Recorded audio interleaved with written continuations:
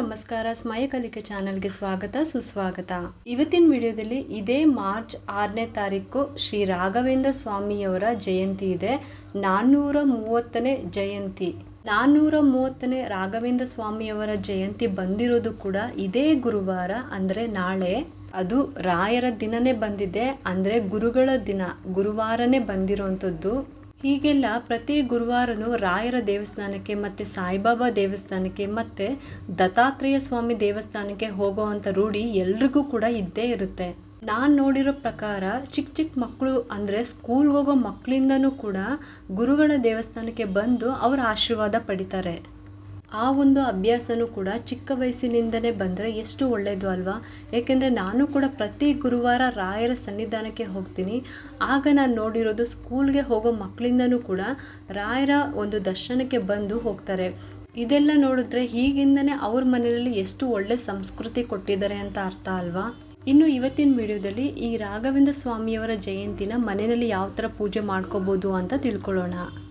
ಒಂದು ಮಣೆ ಅಥವಾ ಪೀಠನ ಸಿದ್ಧತೆ ಮಾಡ್ಕೊಳ್ಳಿ. ಪೂಜೆನ ನೀವು ದೇವರ ಮನೆಯಲ್ಲೇ ಮಾಡ್ಕೊಳ್ಳಿ. ಅಭಿಷೇಕ ಮಾಡಬೇಕು ಅಂತ ಅಂದರೆ ರಾಘವೇಂದ್ರ ಸ್ವಾಮಿಯವರ ವಿಗ್ರಹ ಇರಲೇಬೇಕು. ಒಂದು ಮಣೆ ಅಥವಾ ಪೀಠನ ಸಿದ್ಧತೆ ಮಾಡ್ಕೊಳ್ಳಿ. ಪೂಜೆನ ನೀವು ದೇವರ ಮನೆಯಲ್ಲೇ ಮಾಡ್ಕೊಳ್ಳಿ. ಅಭಿಷೇಕನ ಮಾಡಬೇಕು ಅಂತ ಅಂದರೆ ರಾಘವೇಂದ್ರ ಸ್ವಾಮಿಯವರ ವಿಗ್ರಹ ಇರಲೇಬೇಕು. ಇನ್ನು ನಿಮ್ಮ ಹತ್ರ ರಾಘವೇಂದ್ರ ಸ್ವಾಮಿಯವರ ಫೋಟೋ ಇದ್ದರೂ ಕೂಡ ಒಳ್ಳೆಯದೇ. ರಾಘವೇಂದ್ರ ಸ್ವಾಮಿ ವಿಗ್ರಹ ಇಟ್ಟು ಒಂದು ತುಳಸಿ ದಳನ ಇಟ್ಟು ನಮಸ್ಕಾರ ಮಾಡಿ ಊದ್ಗಡ್ಡಿಯಿಂದ ಬೆಳಗಿ. ಇನ್ನು ಮಂತ್ರಾಲಯದಲ್ಲಿ ಶ್ರೀ ರಾಘವೇಂದ್ರ ಗುರು ವೈಭವೋತ್ಸವ ನಡೀತಾ ಇದೆ. ಗುರು ವೈಭವೋತ್ಸವ ಅಂಗವಾಗಿ ಮೊದಲನೇ ದಿನ ರಾಯರ ಪಟ್ಟಾಭಿಷೇಕ ಕಾರ್ಯಕ್ರಮ ಇತ್ತು. ಮಾರ್ಚ್ 6ರಂದು ರಾಘವೇಂದ್ರ ಸ್ವಾಮಿಗಳ 430ನೇ ಜನ್ಮದಿನ ಆಚರಿಸಲಾಗ್ತಾ ಇದೆ. ಶ್ರೀಗಳು ವಜ್ರ ಖಚಿತ ಮೂಲ ರಾಮದೇವರಿಗೆ ರಾಯರ ಮೂಲ ಬೃಂದಾವನಕ್ಕೆ ಅಭಿಷೇಕದೊಂದಿಗೆ ಪೂಜೆ ಮಾಡುವ ಮೂಲಕ ಪಟ್ಟಾಭಿಷೇಕ ಕಾರ್ಯಕ್ರಮವನ್ನು ಕೂಡ ಚಾಲನೆ ನೀಡಿದ್ದರು. ಗುರುವಾರ ಮಾರ್ಚ್ 6ರಂದು ರಾಯರ ವರ್ಧಂತಿ. ಇನ್ನು ರಾಘವೇಂದ್ರ ಸ್ವಾಮಿಯ ವಿಗ್ರಹಕ್ಕೆ ಊದ್ಗಡ್ಡಿಯಿಂದ ಬೆಳಗಿದ ಮೇಲೆ ಧೂಪ ಹಾಕಿ ನಂತರ ಅಭಿಷೇಕವನ್ನು ಪ್ರಾರಂಭ ಮಾಡಬೇಕಾಗುತ್ತೆ. ಅಭಿಷೇಕಕ್ಕೆ ಹಸಿ ಹಾಲನ್ನೇ ತಗೋಬೇಕು. ಹಸಿ ಹಾಲು, ಮೊಸರು, ತುಪ್ಪ, ಜೇನುತುಪ್ಪ, ಸಕ್ಕರೆ, ಇದು 5 ಪದಾರ್ಥಗಳು ಬೇಕು. ಅಕಸ್ಮಾತ್ ನಿಮ್ಮ ಹತ್ತಿರ ಹಣ್ಣುಗಳಿದ್ದರೆ ಅದರಿಂದಲೂ ಕೂಡ ನೀವು ಅಭಿಷೇಕವನ್ನು ಮಾಡ್ಕೋಬೋದು.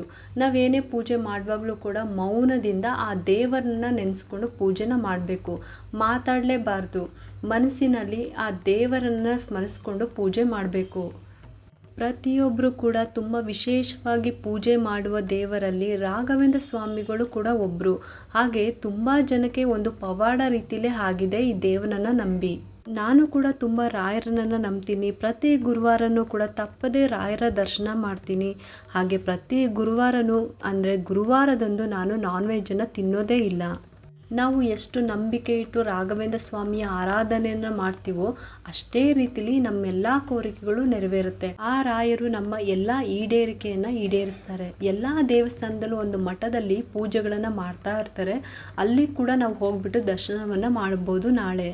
ಇನ್ನು ಮನೆಯಲ್ಲಿ ಕೂಡ ಸರಳವಾಗಿ ಪೂಜೆನ ಮಾಡ್ಕೋಬೋದು. ಈಗ ಪಂಚಾಮೃತ ಅಭಿಷೇಕವನ್ನು ಮಾಡಿದ ನಂತರ ಕೊನೆಯಲ್ಲಿ ನೀರಿಗೆ ತುಳಸಿ ದಳವನ್ನು ಹಾಕಿ ಆ ವಿಗ್ರಹಕ್ಕೆ ಒಂದ್ಸಲಿ ಅಭಿಷೇಕ ಮಾಡಿದ ನಂತರ ಆ ವಿಗ್ರಹನ ತೆಗೆದು ಒಂದು ಒಳ್ಳೆ ಬಟ್ಟೆಯಲ್ಲಿ ಒರೆಸ್ಬಿಟ್ಟು ನಂತರ ಇದಕ್ಕೆ ಅಲಂಕಾರ ಮಾಡಬೇಕು. ತಟ್ಟೆನಲ್ಲಿರುವ ಅಭಿಷೇಕ ಮಾಡಿರೋದನ್ನ ಒಂದು ಪಂಚಾಮೃತನ ಒಂದು ಸಪ್ರೇಟಾಗಿ ಎತ್ತಿಟ್ಟು ನಂತರ ಪ್ರಸಾದದ ರೂಪದಲ್ಲಿ ಪೂಜೆ ಆದಮೇಲೆ ಮನೆಯವರೆಲ್ಲ ತಗೋಬೇಕು. ಇನ್ನು ರಾಘವೇಂದ್ರ ಸ್ವಾಮಿ ವಿಗ್ರಹಕ್ಕೆ ಗಂಧ ಹಚ್ಚಿ ಕುಂಕುಮ ಇಟ್ಟು ತುಳಸಿ ಇಡಿ, ತುಳಸಿ ಹಾರ ಇದ್ದರೆ ಅದನ್ನು ಕೂಡ ಹಾಕಿ ತುಂಬ ಒಳ್ಳೆಯದು. ಹಾಗೆ ದೇವಸ್ಥಾನಕ್ಕೂ ಕೂಡ ತುಳಸಿನ ತೊಗೊಂಡು ಹೋಗಿ ಕೊಡಿ. ನೀವು ಎಲ್ಲಿ ಪೂಜೆನ ಮಾಡ್ತೀರೋ, ಅಂದರೆ ದೇವರ ಮನೆ ದೊಡ್ಡದಾಗಿದ್ದರೆ ಪ್ರದಕ್ಷಿಣೆ ಹಾಕೋ ರೀತಿಲಿ ಅಲಂಕಾರ ಮಾಡ್ಕೊಳ್ಳಿ. ಪೂಜೆ ಮಾಡುವ ಮಧ್ಯಭಾಗದಲ್ಲಿ ದೇವರನ್ನ ಇಟ್ಬಿಟ್ಟು ಆಮೇಲೆ ಸುತ್ತಲೂ ಪ್ರದಕ್ಷಿಣೆ ಹಾಕೋ ರೀತಿಲಿ ನಾವು ಸಿದ್ಧತೆ ಮಾಡ್ಕೋಬೇಕು. ಇಲ್ಲ ನಮಗೆ ಅಷ್ಟು ದೊಡ್ಡ ಜಾಗ ಇಲ್ಲ ಅಂತ ಅಂದರೆ ನೀವು ನಿಂತಿರುವ ಜಾಗದಲ್ಲಿ 21 ನಮಸ್ಕಾರಗಳನ್ನು ಹಾಕೋಬೇಕಾಗುತ್ತೆ. ಆಮೇಲೆ ದೇವರಿಗೆ ಎಲೆ, ಅಡಿಕೆ, ಬಾಳೆಹಣ್ಣು ಇಡಿ ನೈವೇದ್ಯಕ್ಕೆ. ರಾಘವೇಂದ್ರ ಸ್ವಾಮಿಗೆ ಮೊಸರನ್ನ ಅಂದರೆ ತುಂಬಾ ಇಷ್ಟ. ನಿಮಗೆ ಶಕ್ತಿ ಅನುಸಾರ ಆದರೆ ಮೊಸರನ್ನ ಕೂಡ ಇಟ್ಟು ಪೂಜೆ ಮಾಡಿ. ಇಲ್ಲ ಹೆಸರುಬೇಳೆ ಪಾಯಸ ಕೂಡ ಇಟ್ಟರು ಕೂಡ ತುಂಬಾ ಒಳ್ಳೆಯದು. ಅದು ಕೂಡ ರಾಘವೇಂದ್ರ ಸ್ವಾಮಿ ದೇವರಿಗೆ ತುಂಬಾ ಇಷ್ಟ. ಆಮೇಲೆ ತುಳಸಿಯ ದಳಗಳಿಂದ ಅರ್ಚನೆ ಮಾಡಬೇಕಾಗುತ್ತೆ. ತುಪ್ಪದ ದೀಪಗಳು ಹಚ್ಚಬೇಕು. ದಿನನಿತ್ಯ ಹಚ್ಚುವ ದೀಪಕ್ಕೆ ತುಪ್ಪದ ದೀಪನ ಹಚ್ಚಿ ಆ ದಿನ 2 ಟೈಮು ಕೂಡ ಹಚ್ಕೋಬೇಕು. ಅಂದರೆ ಬೆಳಗ್ಗೆ ಒಂದ್ಸಲಿ ಮತ್ತು ಸಂಜೆ ಒಂದ್ಸಲಿ ದೀಪನ ಹಚ್ಚಬೇಕಾಗುತ್ತೆ. ನೀವು ಎಷ್ಟು ಶ್ರದ್ಧೆಯಿಂದ ಪೂಜೆ ಮಾಡ್ತೀರೋ ಅಷ್ಟೇ ಒಂದು ಒಳ್ಳೆ ಫಲಗಳು ಸಿಗುತ್ತೆ. ರಾಘವೇಂದ್ರ ಸ್ವಾಮಿಯವರ ಗಾಯತ್ರಿ ಮಂತ್ರನ ಹೇಳ್ಕೊಳ್ಳಿ. 21 ಪ್ರದಕ್ಷಿಣೆ ಹಾಕೋ ಸಮಯದಲ್ಲಿ ಈ ಮಂತ್ರನ ಹೇಳ್ಕೊಂಡು ಪ್ರದಕ್ಷಿಣೆ ಹಾಕಬೇಕು.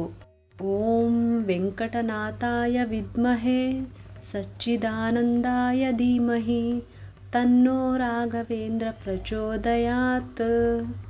ಈ ಒಂದು ರಾಘವೇಂದ್ರ ಸ್ವಾಮಿಯವರ ಗಾಯತ್ರಿ ಮಂತ್ರನ ಪ್ರದಕ್ಷಿಣೆ ಮಾಡೋ ಸಮಯದಲ್ಲಿ 21 ಸಲ ಹೇಳಿಕೊಂಡು ಪ್ರದಕ್ಷಿಣೆನ ಮಾಡಬೇಕು. ದೇವರಿಗೆ ತುಪ್ಪದ ದೀಪ ಹಚ್ಚಿ ಊದ್ಗಡ್ಡಿ ಬೆಳಗಿ ಆಮೇಲೆ ಧೂಪವನ್ನು ಮಾಡಬೇಕು. ನಾವು ಅಷ್ಟೋತ್ತರ ಹೇಳ್ಕೋಬೇಕು. ಅಷ್ಟೋತ್ತರ ಹೇಳ್ಕೊಳ್ಳೋದಕ್ಕೆ ಆಗೋದಿಲ್ಲ ಅಂತ ಅಂದರೆ 108 ಸಲ ಓಂ ರಾಘವೇಂದ್ರಾಯ ನಮಃ ಅಂತ ಹೇಳಿ 108 ಸಲ ತುಳಸಿಯ ದಳಗಳಿಂದ ಅರ್ಚನೆ ಮಾಡ್ಕೋಬೇಕು. ಆಮೇಲೆ ಕೈಯಲ್ಲಿ ಹೂ ಮತ್ತು ಅಕ್ಷತೆನ ಇಟ್ಕೊಂಡ್ಬಿಟ್ಟು ನಿಮ್ಮ ಸಂಕಲ್ಪ ಏನಿದೆ ಆ ರಾಯರ ಬಳಿ ಹೇಳ್ಕೊಳ್ಳಿ. ನೀವು ಇದನ್ನು ಅಷ್ಟೋತ್ತರ ಹೇಳ್ಕೊಳ್ಳೋಕ್ಕಿಂತ ಮುಂಚೆನೇ ನೀವು ಸಂಕಲ್ಪ ಮಾಡ್ಕೋಬೇಕು. ರಾಯರಿಗೆ ಯಾವಾಗಲೂ ಕೂಡ ಕೆಂಪು ಅಕ್ಷತೆನೇ ಇರಬೇಕು. ಕೆಂಪು ಅಕ್ಷತೆ ಮತ್ತು ಹೂನ ಸಂಕಲ್ಪ ಮಾಡ್ಕೊಳ್ಳೋ ಟೈಮಲ್ಲಿ ನೀವು ಕೈಯಲ್ಲಿ ಹಿಡ್ಕೊಂಡ್ಬಿಟ್ಟು ನಿಮ್ಮ ಮನಸ್ಸಿನಲ್ಲಿ ಏನಿದೆ ಆ ಕೋರಿಕೆನ ರಾಯರ ಬಳಿ ಹೇಳ್ಕೊಂಡು ಆ ಹೂ ಮತ್ತು ಅಕ್ಷತೆನ ನೀವು ರಾಯರ ವಿಗ್ರಹ ಅಥವಾ ರಾಯರ ಫೋಟೋ ಇದ್ದರೆ ಅಲ್ಲಿ ಮುಂದೆ ಹಾಕಬೇಕು. ಆಮೇಲೆ ನಿಮ್ಮ ಸಂಕಲ್ಪ ಏನಿದೆ ಅಂದರೆ ದೇವರಿಗೆ ಇಟ್ಟಿರುವ ಕಾಯಿಯನ್ನು ಒಡೆದು ನಂತರ ಮಂಗಳಾರತಿ ಮಾಡಿ ತೀರ್ಥನ ಪ್ರೋಕ್ಷಣೆ ಮಾಡಿದರೆ ಸಾಕು. ನಂತರ ತುಪ್ಪದ ದೀಪದಿಂದ ಆರತಿ ಮಾಡಿ ಬೆಳಗಿ. ಇದಿಷ್ಟು ಕೂಡ ಮನೆಯಲ್ಲಿ ಸರಳವಾದ ಪೂಜೆ ಮಾಡುವ ವಿಧಾನ.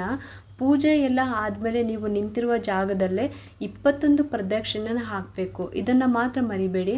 ಆಮೇಲೆ ರಾಯರ ಮಠಕ್ಕೆ ಹೋಗಿ ಕೂಡ ದರ್ಶನ ಮಾಡಿ 21 ಹೆಜ್ಜೆ ನಮಸ್ಕಾರ ಹಾಕಿದ್ರೂ ಕೂಡ ಒಳ್ಳೆಯದು. ಗಾಯತ್ರಿ ಮಂತ್ರನ ಹೇಳ್ಕೊಂಡು 21 ನಮಸ್ಕಾರ ಹಾಕಿ ಆ ರಾಯರು ನಿಮ್ಮ ಕೋರಿಕೆಗಳೆಲ್ಲ ತುಂಬ ಬೇಗನೆ ಈಡೇರಿಸ್ತಾರೆ. ಇದಿಷ್ಟು ಕೂಡ ಮನೆಯಲ್ಲೇ ಪೂಜೆ ಮಾಡುವಂಥ ವಿಧಾನ. ನೀವು ಕೂಡ ನಾಳೆ ಸರಳವಾಗಿ ಈ ರೀತಿ ಮನೆಯಲ್ಲೇ ಅಭಿಷೇಕವನ್ನು ಮಾಡ್ಕೊಂಡ್ಬಿಟ್ಟು ನಾಳೆ ಮಠಕ್ಕೆ ಹೋಗಿ ರಾಯರ ದರ್ಶನವನ್ನು ಮಾಡಿ. ಅದು ಗುರುವಾರನೇ ಬಂದಿದೆ. ಗುರುವಾರ ಗುರುಗಳ ದಿನ ತುಂಬ ಅಂದರೆ ತುಂಬಾ ಒಳ್ಳೆಯದು. ನಾಳೆ ತಪ್ಪದೆ ನೀವು ಕೂಡ ರಾಯರ ದರ್ಶನವನ್ನು ಮಾಡಿ. ಪೂಜ್ಯಾಯ ರಾಘವೇಂದ್ರಾಯ ಸತ್ಯಧರ್ಮರತಾಯ ಚ ಭಜತಾಂ ಕಲ್ಪವೃಕ್ಷಾಯ ನಮತಾಂ ಕಾಮಧೇನುವೆ. ಸತ್ಯ ಮತ್ತು ಧರ್ಮದ ಜೀವಂತ ಉದಾಹರಣೆಯಾಗಿರುವ ಶ್ರೀ ರಾಘವೇಂದ್ರ ಸ್ವಾಮಿಗಳ ಆರಾಧನೆಯು ಕಲ್ಪವೃಕ್ಷ ಮತ್ತು ಕಾಮಧೇನು ಯಾವ ಅನುಗ್ರಹವನ್ನು ಬಯಸ್ತಾರೋ ಅದನ್ನು ಅನುಗ್ರಹಿಸ್ತಾರೆ ಅಂತ ಈ ಸ್ತೋತ್ರದ ಅರ್ಥ. ಏಕಾಗ್ರತೆ ಮತ್ತು ಪವಿತ್ರ ಮನಸ್ಸಿನಿಂದ ದಿನಕ್ಕೆ ಹಲವಾರು ಬಾರಿ ಈ ಸ್ತೋತ್ರವನ್ನು ಪಠನೆ ಮಾಡೋದ್ರಿಂದ ಜೀವನದಲ್ಲಿ ಎಲ್ಲ ರೀತಿಯ ತೊಂದರೆಗಳು ಮತ್ತು ಸಮಸ್ಯೆಗಳನ್ನು ನಿಭಾಯಿಸುವಂಥ ಶಕ್ತಿ ನಮಗೆ ಬರುತ್ತೆ. ಇಂದಿಗೂ ಕೂಡ ಶ್ರೀ ರಾಘವೇಂದ್ರ ಸ್ವಾಮಿಯ ಭಕ್ತರಾದ ಎಷ್ಟೋ ಜನರು ಅನೇಕ ಸಂದರ್ಭಗಳಲ್ಲಿ ಉತ್ತಮ ಫಲಗಳನ್ನು ಅನುಭವಿಸ್ತಾ ಇದ್ದಾರೆ ಮತ್ತು ಅನುಗ್ರಹವನ್ನು ಅನುಭವಿಸ್ತಾ ಇದ್ದಾರೆ. ಇದಿಷ್ಟು ಕೂಡ ಶ್ರೀ ರಾಘವೇಂದ್ರ ಸ್ವಾಮಿಯವರ ಜಯಂತಿನ ಮನೆಯಲ್ಲಿ ಯಾವ ಥರ ಪೂಜೆ ಮಾಡ್ಕೋಬೋದು ಅಂತ ತಿಳಿಸ್ಕೊಟ್ಟಿದ್ದೀನಿ. ನೀವು ಕೂಡ ನಾಳೆ ತಪ್ಪದೆ ರಾಯರ ಮಠಕ್ಕೆ ಹೋಗಿ ರಾಯರ ದರ್ಶನವನ್ನು ಮಾಡಿ. ನಿಮಗೆಲ್ಲರಿಗೂ ಈ ಒಂದು ವಿಡಿಯೋ ಇಷ್ಟ ಆಗಿದೆ ಅಂತ ನಾನು ಭಾವಿಸ್ತಾ ಇದ್ದೀನಿ. ಮತ್ತು ಯಾಕೆ ತಡ, ಈ ವಿಡಿಯೋ ಇಷ್ಟ ಆದರೆ ಒಂದು ಲೈಕ್ ಮಾಡಿ, ಶೇರ್ ಮಾಡಿ ಮತ್ತು ಸಬ್ಸ್ಕ್ರೈಬ್ ಮಾಡಲು ಮರಿಬೇಡಿ. ನೀವು ಮಾಡೋ ಒಂದು ಸಬ್ಸ್ಕ್ರೈಬಿಂದ ನಮ್ಮಂತಹ ಸಣ್ಣ ಸಣ್ಣ ಚಾನಲ್ಸ್ಗೆ ಒಂದು ಸಪೋರ್ಟ್ ಮಾಡ್ದಂಗೆ ಆಗುತ್ತೆ. ಮತ್ತೆ ಸಿಗ್ತೀನಿ ಮುಂದಿನ ಹೊಸ ವಿಡಿಯೋದೊಂದಿಗೆ ಅಂತ ಹೇಳುತ್ತಾ ಈ ವಿಡಿಯೋನ ಮುಗಿಸ್ತಾ ಇದ್ದೀನಿ. ಓಂ ಶ್ರೀ ಗುರು ರಾಘವೇಂದ್ರ ಸ್ವಾಮಿಯೇ ನಮಃ.